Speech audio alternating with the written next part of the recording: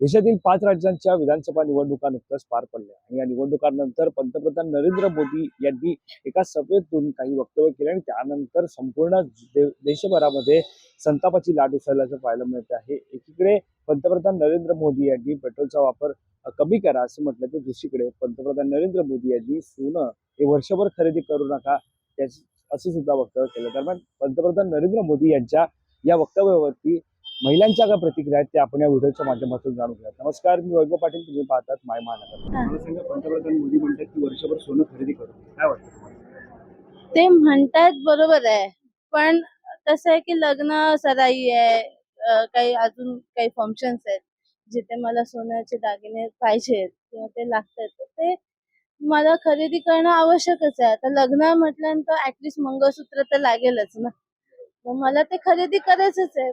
पण आता दाम वाढले तर म्हणजे भाव वाढलाय, तर मग थोडस सांभाळायला पाहिजे माणसांनी। आता जर 2-3 वर्षापासून तर सोनं खरेदी करतच नाहीये।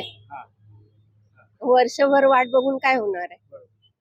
भाव वाढतच जाणार ना त्याचे। प्रतिक्रिया काय द्यायची त्यांना? कारण मुळात ते खूप वाढलंय। आमच्यासारख्या सामान्य माणसांना तर घेणं तर इम्पॉसिबल आहे, मिडल क्लासवाल्यांना, म्हणून मला ते पटतंय।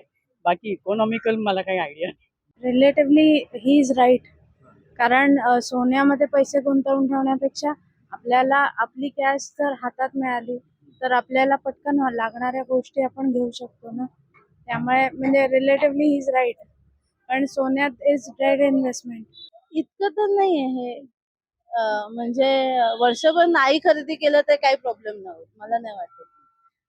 पण आता मी सांगितलं तसंच की जिथे नेसेसिटी आहे तिथे केलं पाहिजे, अननेसेसरी नाही। हा दिवाळ्याचा विषय आहे। मग आता किती वर्षापासून लाखच्या वरतीच गेलंय ना सोनं।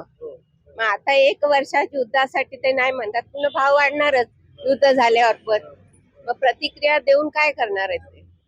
त्यांना जो त्याचा जो प्रश्न आहे ना, मी त्यांना काय सांगणार, त्यांना ते घ्यावंच लागणार ना। शेवटी मुलीसाठी करावंच लागतं या गोष्टी। त्या बाबतीत म्हणाल तर कंट्रोल ठेवणं कठीण आहे।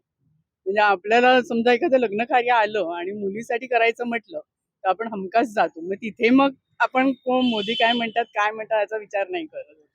कमी तर होणं शक्यच नाही ना।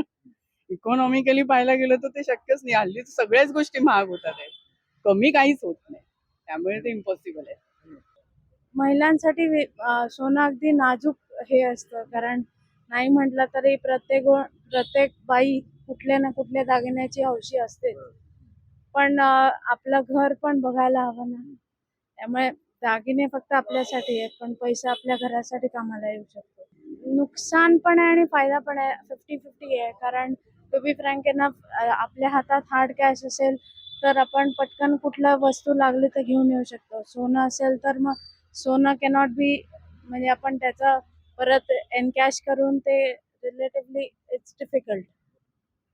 कालच आम्ही खरेदी केलाय, लग्न आहे, मुलीचं लग्न आहे, तर काय करणार? ते बरोबर नाही। नाही, काय केलं पाहिजे? नाही, खरेदी केलं पाहिजे। आता मुलीचं लग्न आहे, आता 14 तारखेला काय करणार आहे? काल खरेदी केला वाढत्या महागाईला धरून बेरोजगारी आहे, महागाई आहे, त्याला काय करणार आहे? महागाई तर आप क्या कहोगे? मैं तो कहूँगी महंगाई है, कम करना चाहिए। इतना कैसे आदमी ले सकता है? सोना हाँ हाँ, खरीदना बंद करना चाहिए, जैसे पंतप्रधान मोदी बोले। अब क्या करेंगे, मजबूरी है तो आदमी लेता ही है, डेली तो नहीं लेगा। एकदम जब जरूरी आ जाएगा तो लेना ही पड़ेगा ना। जो बोल रहे हो सही है। अभी साल भर सोना मत खरीदो। साल भर मतलब आदमी को जरूरत पड़ गई तो लेना ही पड़ेगा, नहीं तो 2-4 साल नहीं लेगा वो। तर पंतप्रधान नरेंद्र मोदी यांच्या वक्तव्यानुसार वर्षभर सोनं खरेदी करू नये यावरती आपण महिलांच्या प्रतिक्रिया जाणून घेतल्या। ज्यांच्याकडे लग्न सराई आहे त्यांना सोनं खरेदी करावंच लागेल आणि सोनं खरेदी करण्याबाबतचा प्रश्न हा ज्याचा त्याचा आहे। मात्र या सगळ्यामध्ये सोन्याचे दर जर कमी झाले असते तर निश्चितच तो एक फायदा होता, असं सुद्धा वक्तव्य अनेक महिलांनी दिलंय। तुम्हाला या संदर्भात काय वाटतं हे आम्हाला कमेंट करून नक्की कळवा। या संदर्भातली अधिकची माहिती जाणून घेण्यासाठी तुम्ही माय महानगर लाईव्हला सबस्क्राईब करायला विसरू नका। कॅमेरा पर्सन अवधेश कोरीसह मी वैभव पाटील, मुंबई।